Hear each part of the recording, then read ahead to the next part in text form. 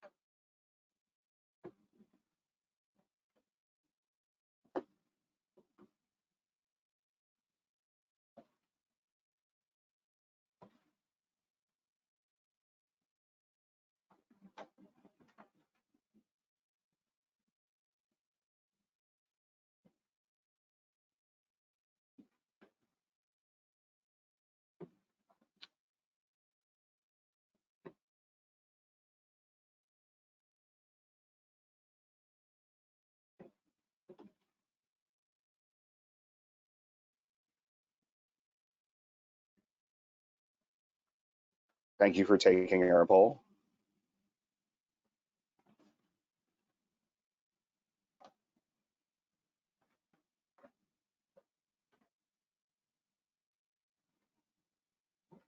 It looks like 51% of you have at least researched it, which is our majority. So another 30% have heard of it. And I think the 12% who are here to learn all about it today. So I'm pretty excited about that. It's a good range of interest. So thank you guys very much for answering. So we're going to go ahead and start our presentation now. Thank you for attending. So why attribution or classifying events at the SOC level, and it's not really being used for defense prioritization. Would you agree with that, Dennis? I would. For instance, today what we're seeing is most security solution providers are just adding fields for MITRE TTPs to their alerts and saying that that's MITRE.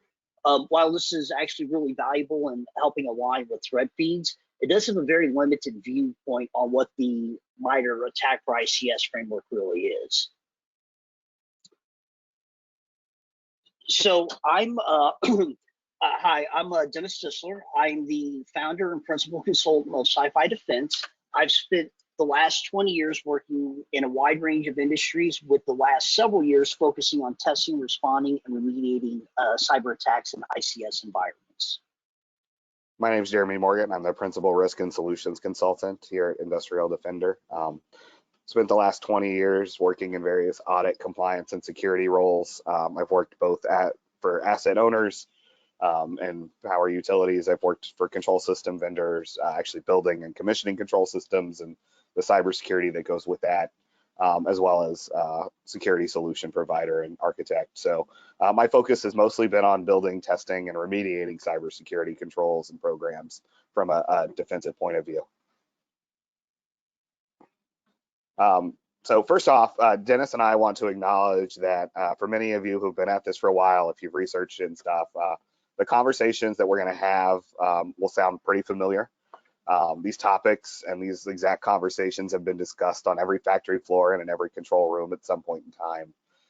The issue is that we've had the same conversations for the last decade.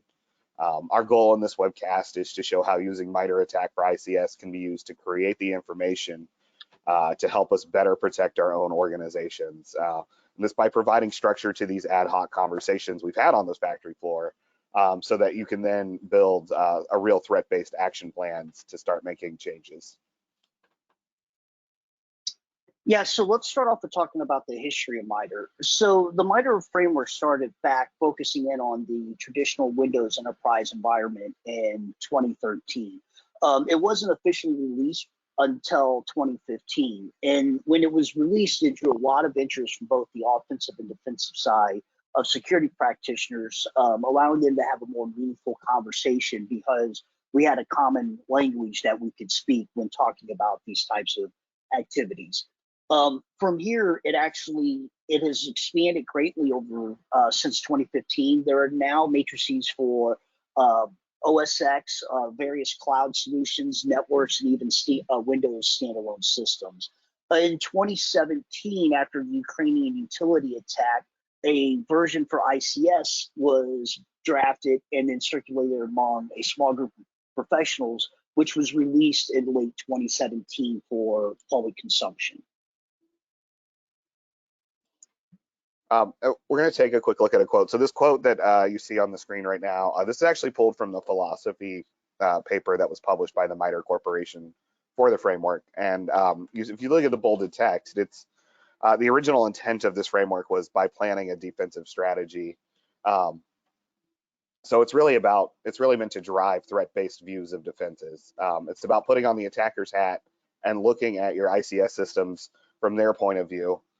From the attacker's point of view, that is. This is to drive focus on what can go wrong and backtrack to the how, providing defenders a better understanding of how attackers operate and what defensive measures they have or do not have to work with.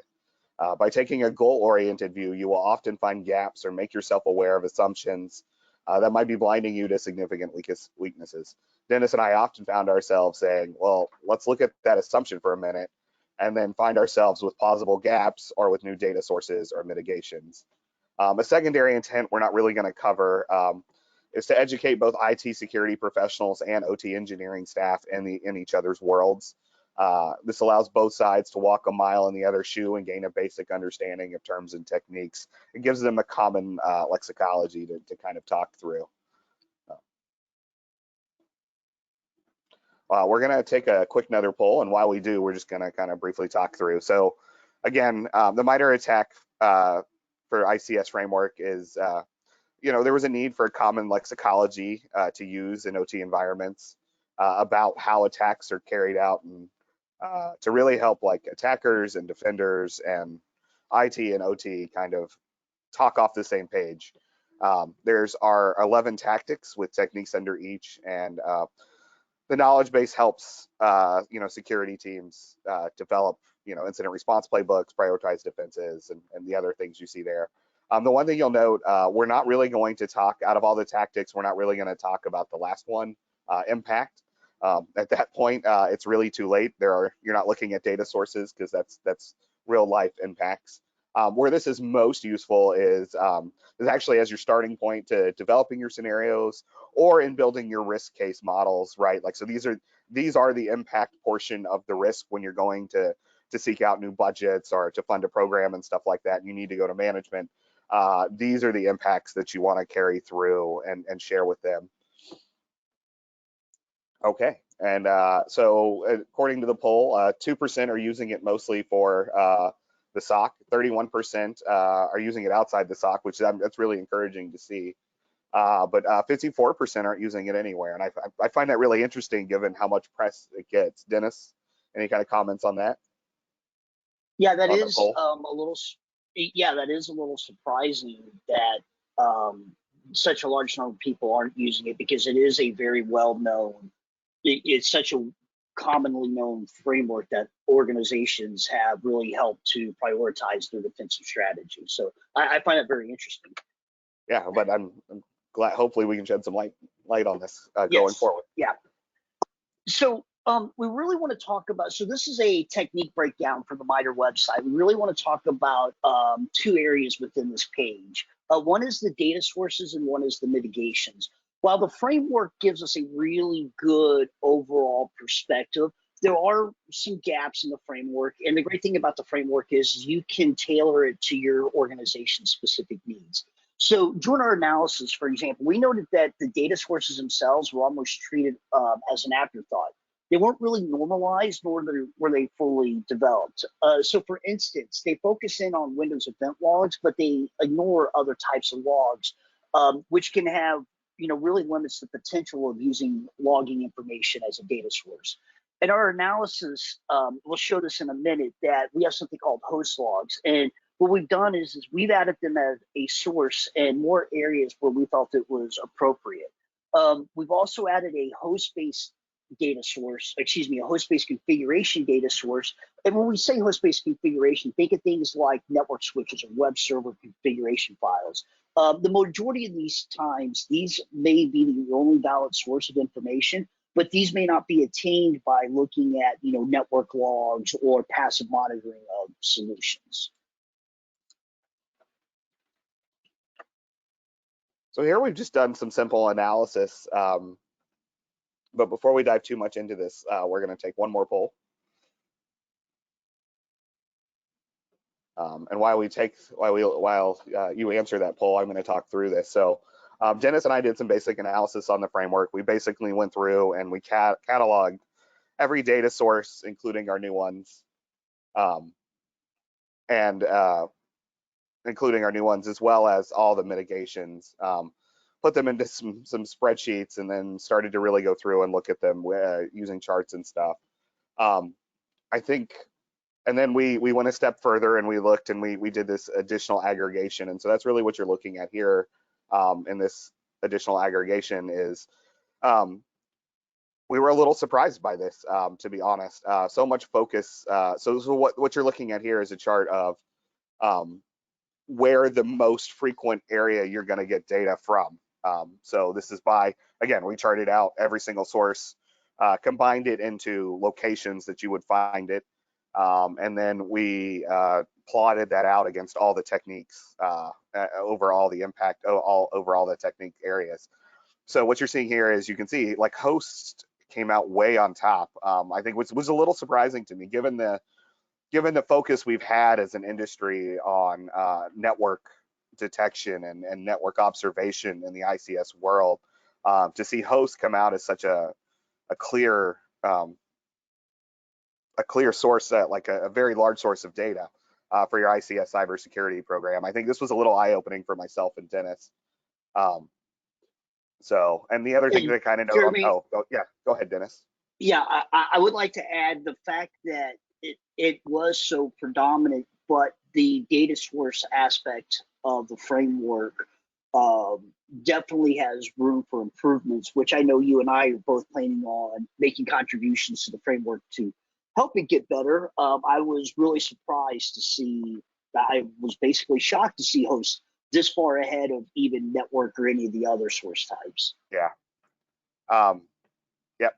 And the other thing we want to point out is null is not an error.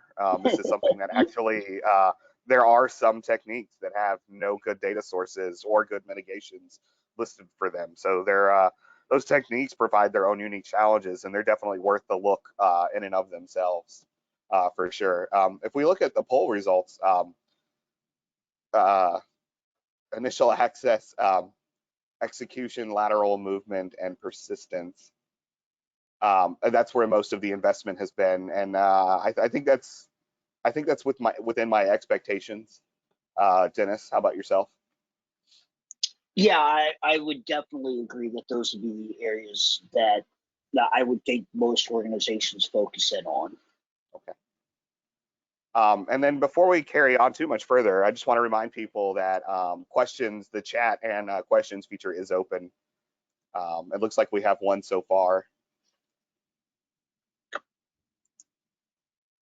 And this goes back to not going to cover impact. Isn't there an opportunity to prevent a technique from occurring or able to mitigate and recover from a given technique?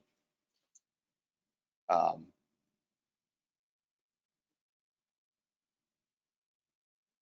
not quite sure what the question was there, but if we talk about impact, yeah, so impact is basically by the time you get to impact, those techniques that are already, yeah, you're right. Like that's the whole point of the other 10 objects within the framework, is to try to prevent you from ever showing up there at that last column. So the goal is, and that's why I say, like, that's where Dennis and I will start when we're building a threat-based scenario. We'll actually start in impact, and then we'll kind of work our way back, and kind of work our way through, well, how do we get to that impact? What are some avenues of entry point, and what are ways we can evade controls that are in place? And you'll see this as we go through this analysis, but I think if I'm answering the question correctly, I agree wholeheartedly. The whole point is to try to prevent that impact column from ever occurring. Um, so, and that's why we'll start there because that gives you that. Remember, like we talked about, attackers are goal oriented. They're trying to get to an ultimate goal, and that's that impact statement. And so that's why we'll actually start there when we're building these threat scenarios. Hopefully that answered the question. If not, feel free to go ahead and add more or clarify. All right. So we're going to dive into our case study now. So I don't know how many of y'all have had an opportunity to go ahead and read this, but you know, we have this posted on our blog site and everything, but we're going to walk through it real quick. So the way this scenario plays out is a VAR or an OEM or, you know, the person providing the control code for you, you know, your system integrator, whoever helped you build this control system is coming on site to upgrade the cooling system, and they bring in some removable media. All the documented policies and procedures were followed, meaning they scanned the media at the appropriate location. They took the appropriate response to any errors that might have popped up. The technician then logged on as a shared user with admin credentials. This is very common in OT environments. That shared credentials and shared users are very common in the OT world. You'll often find there are just 3 or 4 accounts on like a PLC or in the actual DCS control system itself that are really running everything. So it's very common to use those. The technician then copies those files onto the software system to update the controllers. This is going to use all the normal methods of pushing this code. The way this usually works is you'll copy these project files onto like the file system of an engineering server, and then that will start to propagate data down into the control level from that point using various tools. Sometimes it's a push, sometimes it's a pull, but it usually gets updated out from that area. The plant then goes and it starts to run up, and as they're running through startup, it's very common to run through some functional safety checks. I come from the power world, like we'll even do things as far as like if we were changing protections for a face-to-face fault, we would go ahead and actually like switch on the power onto those lines and run them at a low level, but like then we would drop a line across the 2 phases and just make sure that the protections operate and do what they're supposed to do. In this case, they went through all of that and everything seemed to be running smoothly, and there was no signs of any kind of issues. And then 4 months later, during a really hot day, you know, one of the hottest on records, a catastrophic failure occurs in the cooling system. There were no indications prior to the failure. Everything had been running within bounds. There was no way for the operators to prevent this because they had no data that suggested this was coming. So let's go ahead and talk about the compromise itself. Now, first of all, this is a worst case scenario. It's specifically designed to circumvent any controls. But as you see through the life cycle here, the VAR was compromised through their network, and they were targeted specifically because of their customer base. The project files were then implanted, or excuse me, fake files were implanted on the project, and then so they could migrate it into the client side, and then they infected the DCS systems. The bad actors at this point then had their initial foothold into the environment, and it was pretty much game over at that time. What's important to understand here, though, is that attackers are goal driven, and you know, as Jeremy already said this, they don't really care about what methods they use. They're after the results. They will take the shortest, easiest path to get there. If they need a privileged account to achieve their objective, they'll go after a privileged account. If they don't need a privileged account, they won't go after that. I've conducted many a red team where I never even looked at privileged accounts because I could obtain my objective from a red teaming standpoint just based on any user who had access to that information. So there was no reason to risk grabbing attention from going after a privileged account. Thank you, Dennis. We're gonna have one more poll, and I believe this is the last one. I'm pretty sure this is the last one. But what we're gonna do is we're gonna walk you through while we do this last poll. What we're gonna end up doing is we're gonna walk you through how to use the framework to walk and break down this scenario. So Dennis and I have gone through and we've identified a series of TTPs. Those are the techniques that were involved under the tactics. We're going to go through and we're going to break down those mitigations and those data sources that are identified under those techniques, and then we're going to talk through them. This is exactly the type of tabletop exercise that we would encourage you to do on your own, or but with a third party trusted source. Go through this, and it's really vital that you do this with both your OT and your IT people at the same table, and we'll show you why as we get to some of these and break some of these down. So we're still waiting a little bit on the polls. And this one's important because I want to talk about this because it has some important notes that pop out about how this actually works. Well, good. So most of you guys got the answer right. And then the second most answered one, I think, is the one, I'll be honest, this is a bit of a trick question. So supply chain compromise is technically the correct answer, but I could see where someone would say project file infection, and there's nothing wrong with that answer, to be honest. There really isn't. What you'll see as you go through these is you'll actually often zigzag back and forth, and then some of these techniques show up under 2 or 3 tactics. So you'll find yourself zigzagging across all the different columns. And what that points out is, like, you're not really supposed to treat this as like a strict order basis, right? Like, attacks won't always start in column 1 under initial access. While that makes sense that they would, they may or may not, right? Like, there may be a technique further down the framework, further to the right of the framework on the tactic side, where that really occurs from. So we encourage you to be flexible, to think creatively, and to not be bound by what seems like an order of the matrix. It's good to follow that, and it's good to kind of think through it, but you also have a lot more freedom than you think you do, as the kind of the answers to this poll kind of point out. Dennis, is there anything you wanted to add there? Yeah, the one thing I would like to stress again is what you said is that when you're doing these types of attacks against environments, the attackers aren't doing it serially. They'll jump around, and it's kind of interesting having responded to incidents in my career. It's amazing to see how they kind of it does become a cycle. They get that initial foothold, they expand their foothold, then they start the process of discovery all over again, and then gain more information. And as they move around the environment, they leverage that to get to their ultimate goal. But it's not attackers don't sit down and say, okay, well, I'm going to attack, this system, and this system in this order. And, if it works or if it doesn't work, they're like, oh, we're done. We failed, right? They adapt to the environment using the information that they gather while they're in their environment after the initial compromise.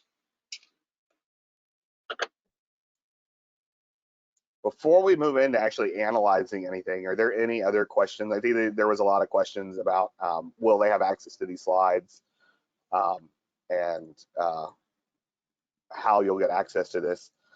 So this scenario is it based on an actual case?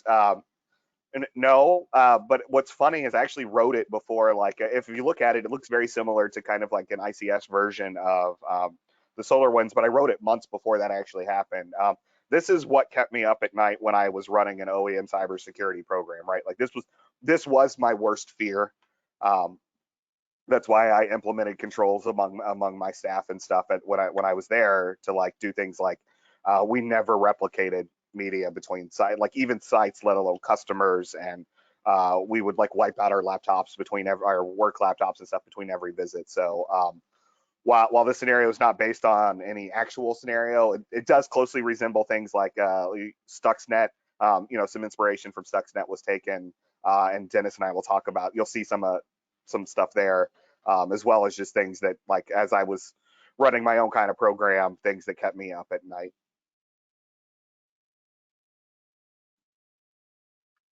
And then we'll get answers on how we get the slides back here in a second.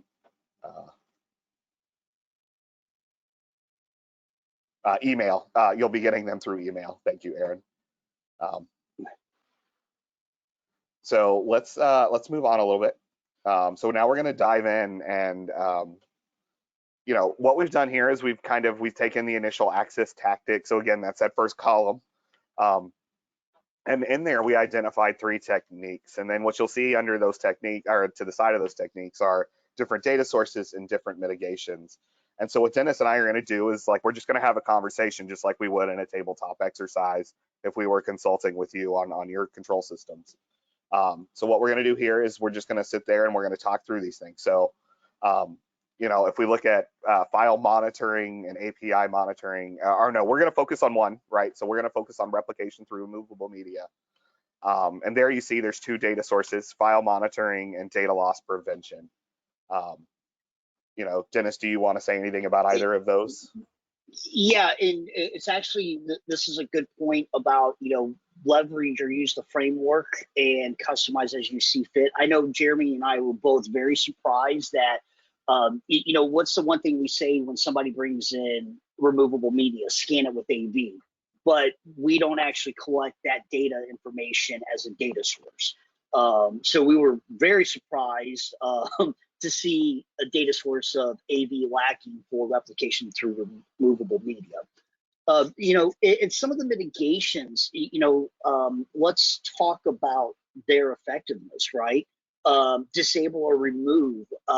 Is that really, that's not effective, because that's generally the most common way to get data onto these systems is through some form of removable media.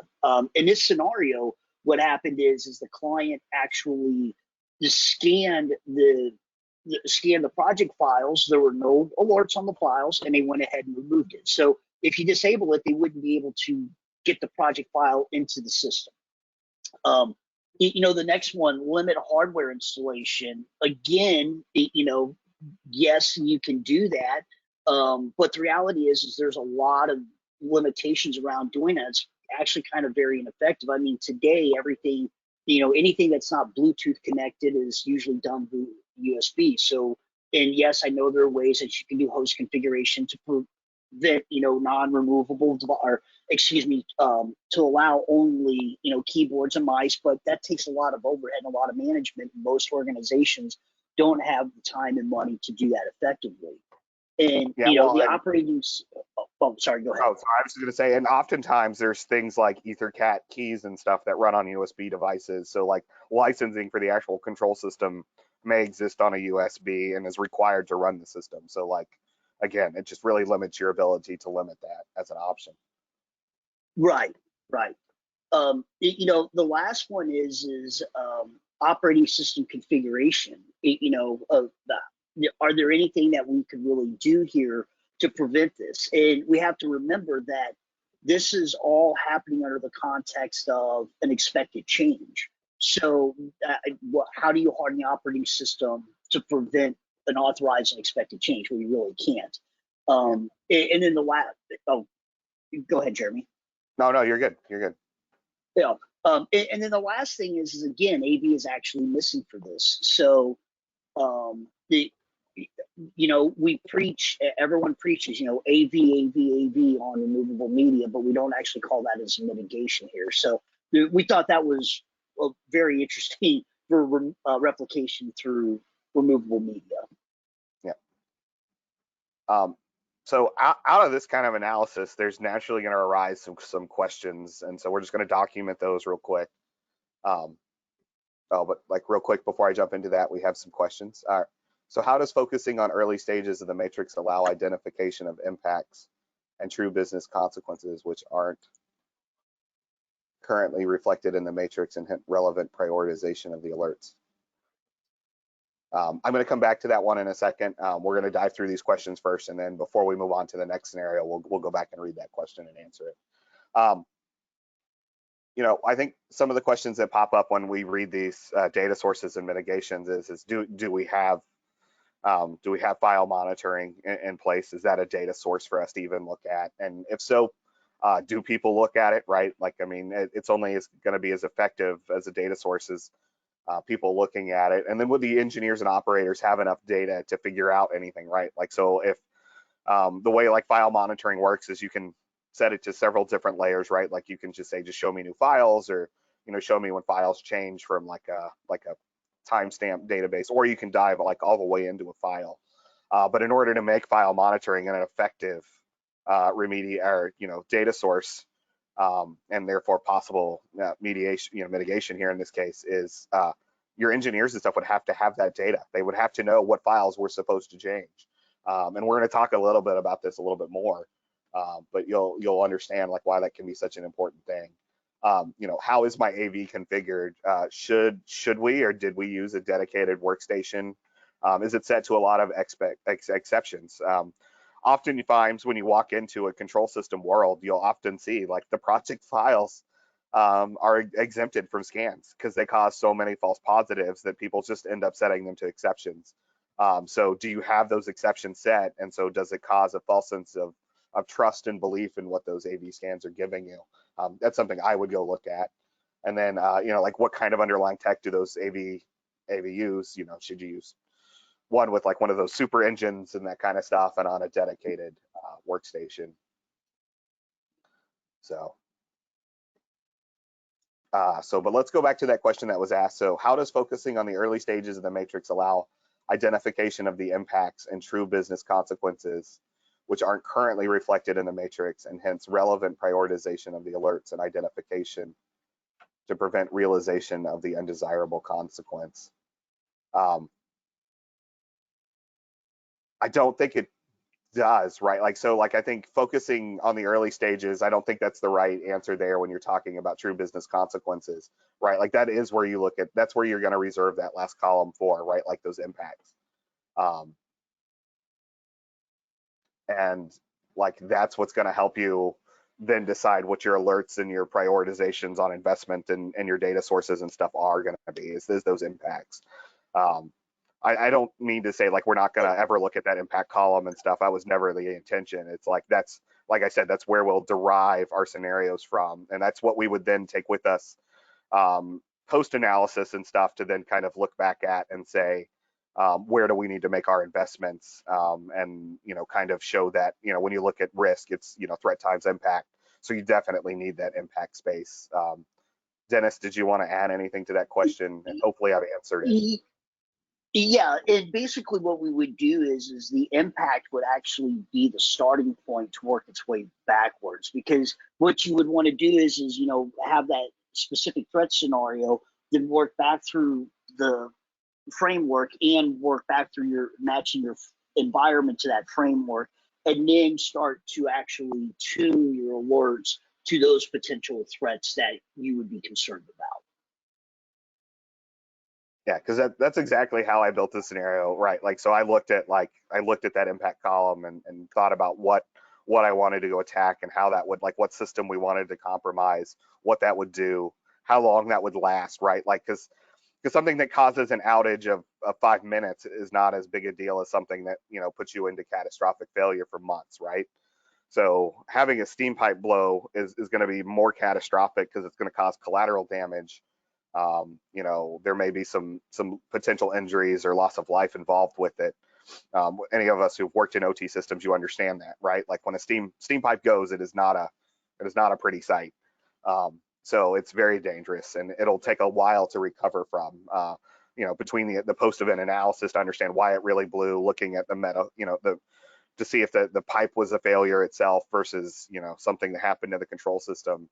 All those things kind of add up to delaying restart of the plant and that kind of stuff. So that's why we chose something like that, and that's where you would really look at those impact columns and have these conversations then about them.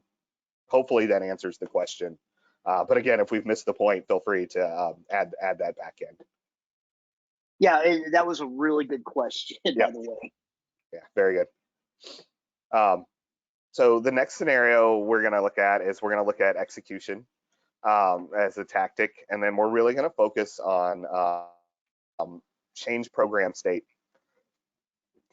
So, and there's going to be several different data sources for this. If we look through the effectiveness of them, let's just talk through that real quick.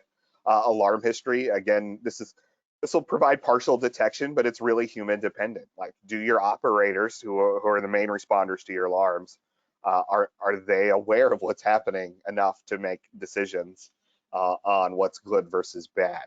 They should be, and we'll talk about that here in a minute. But it's very human dependent. Sequential event recorder. it's not really going to tell you anything, right? Like those are things that are usually just like, it's like your long-term log storage on the IT side. So it's probably not going to help you during the initial analysis, but will be a great source of data for post-event analysis. Network protocol analysis, packet capture, kind of the same thing as the alarm history. And I'll say even the same thing about what we call state data collection, which is, I have it in brackets because it's not officially there, but this is a term we use when we're talking about host data collection. What state is a host in as a potential data source. So we're going to talk through, right? Like all of those things are really dependent on the humans who are looking at that data to have enough knowledge and information to respond. Yeah, and the interesting thing, Jeremy, is all four of these data sources, the really critical aspect of them being effective is it requires human beings, right? The technology may be there, but it's really going to be how the organization's processes and ultimately the eyes on glass that really make the difference if these are going to be valuable data sources during the attack. And then on that point, there's a lot of mitigations that you can do here. Authorization enforcement. It's not effective because these are expected changes, right? Human user authorization, same thing. Communications authenticity. It doesn't exist in this case because honestly, there's very rare control at the controller level. I know recently, for example, Rockwell has been introducing the idea of secure SIP. And, if you look at that, the number of their products that currently support it compared to their overall product portfolio, it's probably less than 1% at this point, right? Yeah, and it's the same thing with like OPC UA, right? Like the actual secure version of OPC UA. Like even with OPC UA, there's two options, and even still, the more prevalent implementation is the one without all the encryption. So, right, and even if this was available in all the products from any OEM, right? I don't want to make. I'm not picking on Rockwell, but let's say they even offered that on all Rockwell products. You're still probably looking at a decade before that starts to hit. That just really mass traction due to just rebuilding or replacing current control systems. The next one is network allow list, partially effective for engineering workstations for CNC, but it's definitely not going to be effective at the control layer, right? Think Stuxnet. I mean, that's a prime example. Nothing would have detected that, there would not have been a network connection to detect the outbound communications for CNC because that was all done in the project file and didn't require any outbound communication. And CNC stands for command and control. I just wanted to.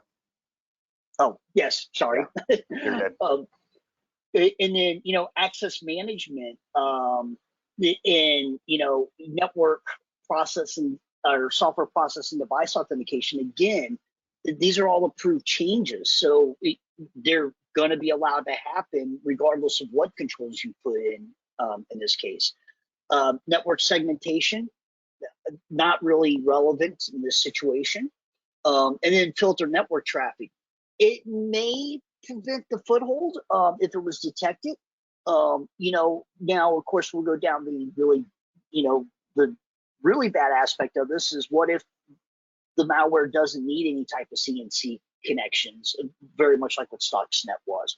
Filter network traffic would just not be effective at that point. So again, we find ourselves back asking like, what questions can we take away from these conversations and then looking at this? And I think one of the big one that kind of pops out is like, do we have a change management process for the OT system with authorized change logs and communications to operators? If you're from the IT side, when you do this kind of tabletop, it's real important that you understand how the OT people do their job. So they do not have a change advice, like 90%, I would say, probably of the world in the OT world, there is no change advisory board for changes. What they do though, is they'll have stand-ups in like every shift change and before someone starts a critical job. and they'll bring in the operator and the engineer and the maintenance technician that's going to do that work.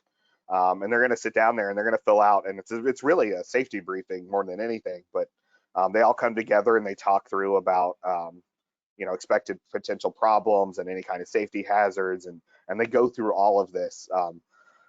So your operators should be aware of what's happening, but like again, this is really going to come down to effectiveness. It's what's happening there. So like, how effective are those meetings? Is anyone going back and holding anyone accountable for those reviews?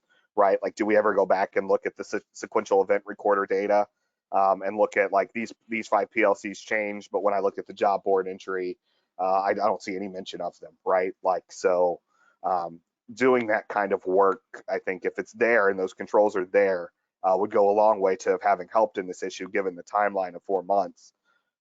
You should be doing that stuff kind of a little bit more frequently. So those are the questions I would ask myself there. Dennis, and do you have anything to add before we hop into the kind of the questions from the audience? Not for this one. No, I think I think the key here is understanding and reviewing the changes after they've happened. I know a lot of organizations, they close out and they may even do some functional testing, especially if it's it's facilities in some sort of maintenance window or turnaround. But the reality is if you made changes to 4 PLCs and the change said 3, no one's going to really question that, right? Yep. Yeah, so if we go look at the, so we do have a question in, where we have one for the end, but we'll cover this one real quick. So what are you seeing organizations do to secure privileged credentials in OT environments, like admin credentials that were leveraged in the attack? We are starting to see people actually look at this in privileged account management. I've seen utilities, like, instead of everything running as a user account, they're actually moving them to service, which sounds ridiculous, but like, that's a new thing. Like, that's something that's happened in the last like 5 years in the OT world, is for things to run as services versus actual people. So that's kind of coming along and helping. You're actually seeing control systems be set up to actually use individual accounts. So now when it used to be when an operator walked in, if there was a login at all, it was always operator and it was set to the same password. You're now starting to see people have to log into their workstation with their own individual account, and they're utilizing Active Directory as to kind of help with that.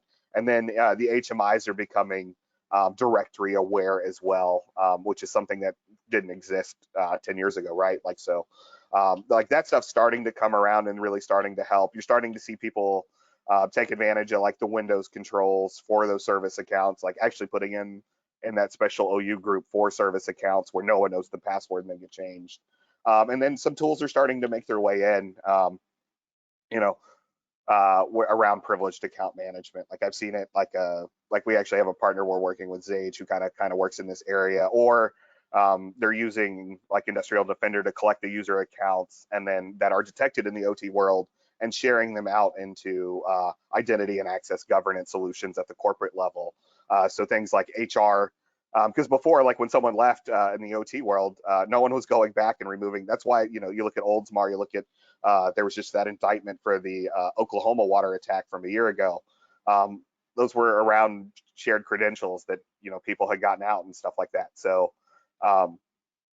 when people are leaving and stuff, those passwords and user accounts haven't been tied into the corporate HR directory like you would normally do on the enterprise side. And so we're starting to see people collect those accounts using OT specific tools like Industrial Defender, and then sharing them into those corporate environments to do that additional monitoring. Hopefully that helps answer that question. Dennis, anything you wanted to add?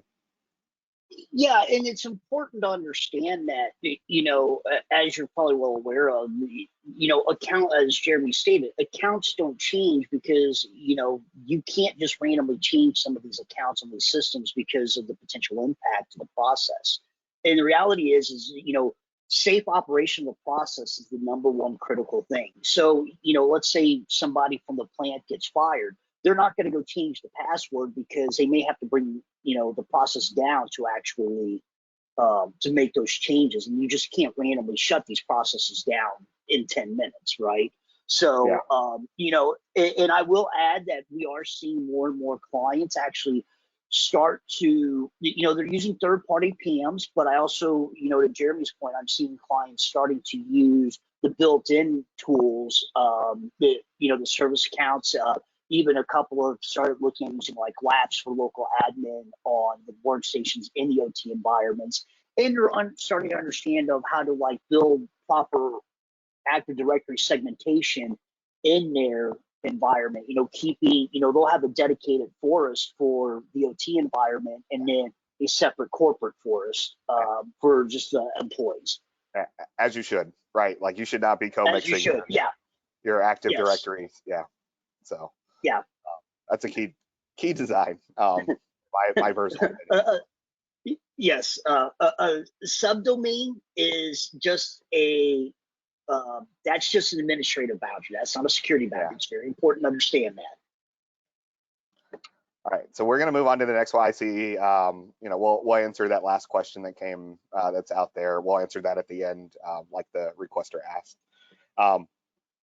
So now we're going to move on to the next one, which is persistence. The tactic is persistence, and here we're going to focus on finally project file infection, right?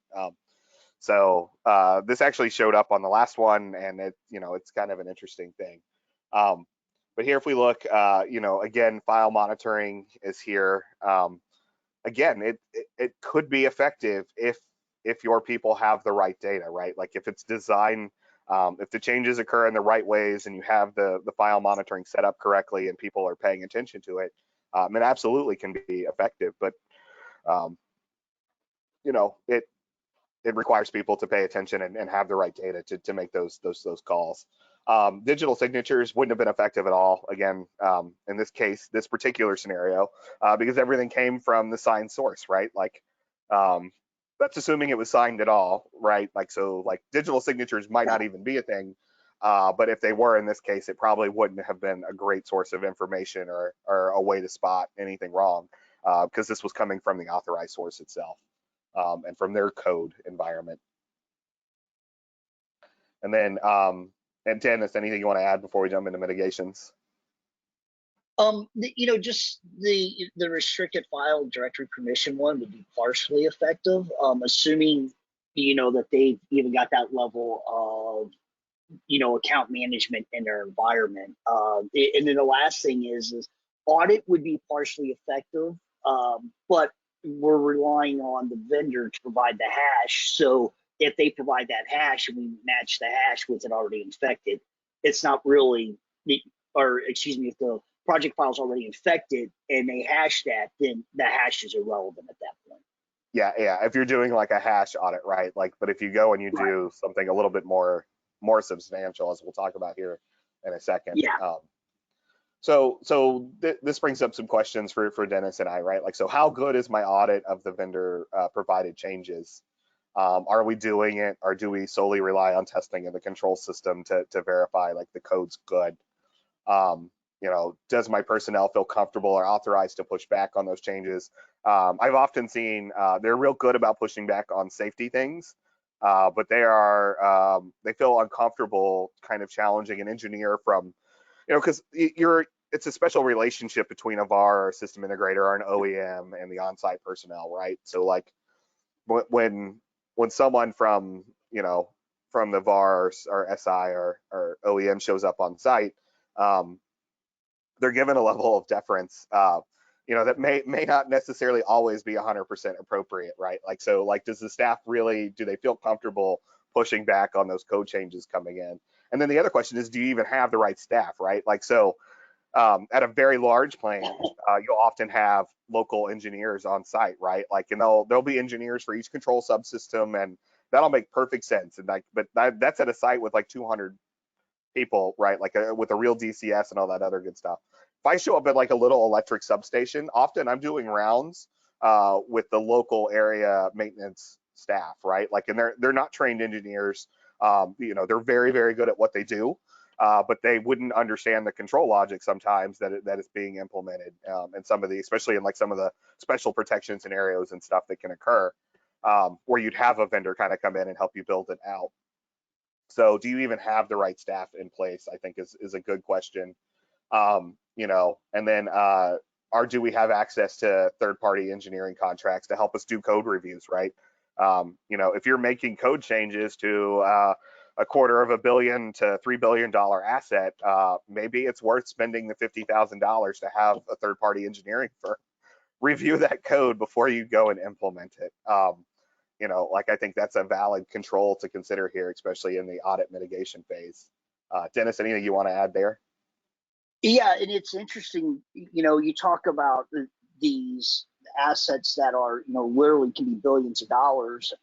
They'll comb through those looking for safety issues, like you said, but they're not looking at it from a cybersecurity risk standpoint, and so they may just kind of be like, "Oh, that's not related to safe operation of it," so they'll just blow by it, not even consider those consequences of the impact of those changes, right? Yep. And so, I mean, it's interesting because, Jeremy, I know you and I have had this conversation on many occasions in many of different areas of the world, but, we've talked about, if you tie cybersecurity risks to safety, a lot of the engineering pushback you get, I won't say, I'll never say it will go away, but it makes having the conversations a lot easier. It does. Yeah. All right. Before I move on, well, actually, let's cover this, and then we'll circle back to that last question we have. So Dennis and I have we've done our analysis, and now we have some recommendations that would come out of this. So this would be like our after action kind of a report of things that we should go look at, right? So I think the biggest point we've noted. Oh, go ahead, Dennis. Oh yeah, I was going to say, the biggest thing that we noticed was that even though we have, we've got some technical mitigations here, the reality is we have to rely on humans to actually identify and then act on this, on these situations. It goes back to the question from the previous slide. Are they authorized to make, to push back on an OEM? Do they feel comfortable doing that? Do they know what to look for? And then from a technical standpoint, we talked about the engineering workstation, network traffic filtering may have slowed or stopped that. Again, it really depends on the specific scenario, but it should be noted that that may not have actually prevented this or even slowed down this attack. Yeah. All right. Before we move on to the last, the key takeaways and stuff, I am going to address that question, that last question from Mike. So Mike asked us, can you remind me where the agent and agentless coverage applies? How far down Purdue can we deploy agents? What can we learn about with the lower level assets if there is no agent? This gets a little bit into ID's architecture to some degree, but it's a good discussion. It goes back to that. If we look at that, we remember that chart towards the beginning. How much data the host plays as a source of data, right? I think there's been this big fear that running agents or doing host-based collection is dangerous, and it does have its you need to watch it. As an OEM, I tested many IT endpoint solutions coming in for IT security solutions, and they weren't OT aware, right? So they would run and do their thing, and they would consume as much CPU or as much memory or as much network as they needed to get their job done, and then they would shut down and then move on with their life. But OT systems are deterministic, right? If I need a process to do a reading every 1/60th of a second, I need it to do it during that 1/60th of a second, right? I can't have it interrupted momentarily and just skip a couple of those sections, or safety instrumented systems start kicking in and you shut down the process. So there's definitely a concern there, but you can actually get pretty far down with OT designed endpoints, right? You can get pretty far down even with active queries. there are ways to actively ask PLCs in their own native language. This is what your engineering workstations do. There's they basically, they're speaking the spec and they're asking controllers like, how are you configured, and that's coming back. And so it's perfectly feasible to do that and bring that data back into like an asset management system so that you can have that kind of configuration management analysis done, or have those host data sources. Same thing with like getting host logs. Dennis and I were shocked, like we said, we were shocked by the Windows event logs being like the only event logs. PLCs have event logs. GPS clocks have event logs. You can get that data off, and you can go pretty far down the Purdue level where it doesn't flow at all, like ever, is down at like layer 0, where you're talking about like physical actuators and IO sensors and stuff, like a thermometer or a pressure reading gauge or something like that, where there's no digital asset. But you can actually get pretty far down that Purdue model, Mike, with kind of active introspection, whether it's an agent or it's just speaking that device's native language. You can go pretty far down. I would say down even to layer 1 for certain devices, although always with an abundance of caution, right? Like, you don't want to lead there, but you can definitely end up there. Dennis, anything you wanted to add to that? Oh no, I mean, I think you covered all the. I think you covered all the important aspects of that, especially around clearing those lower level devices. And they say don't scan those things with half connections due to the nature of how they operate, which is absolutely true. But the fact that if you're speaking native protocol to them, well, they're designed to speak that, so you reduce that impact, that potential for impact onto the controller. Yeah. All right.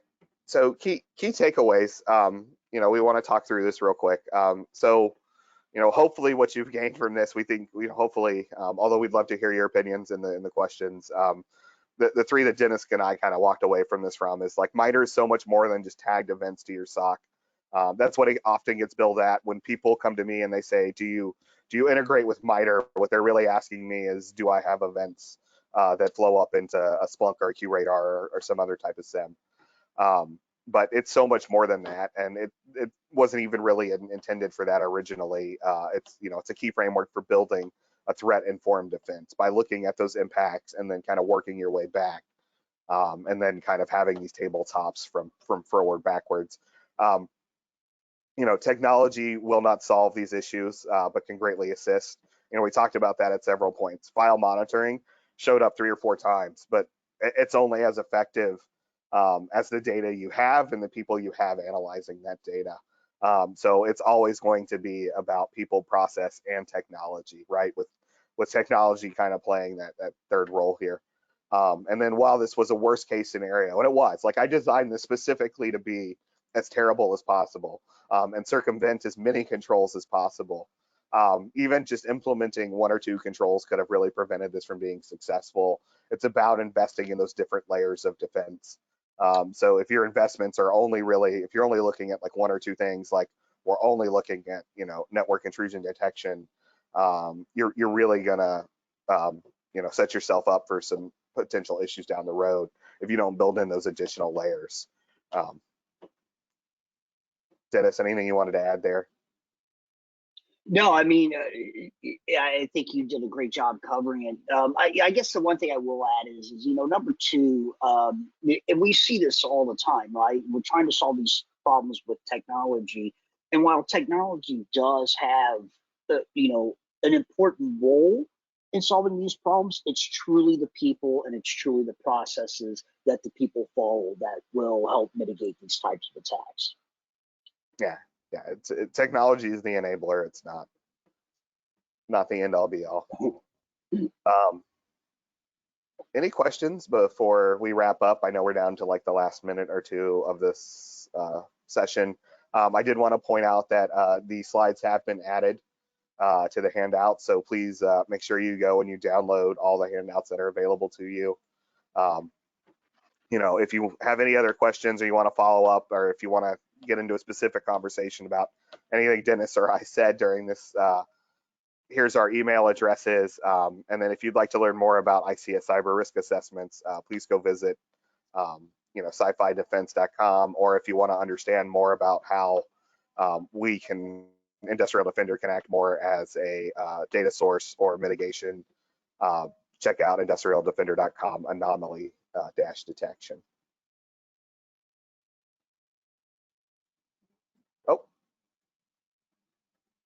Oh, and thank you very much for the great session. Hopefully you guys all learned something. This was a lot of fun for me and Dennis to put together, and really appreciate all the audience attending and the audience participation. And y'all have a great day. Yes, thank you, everyone.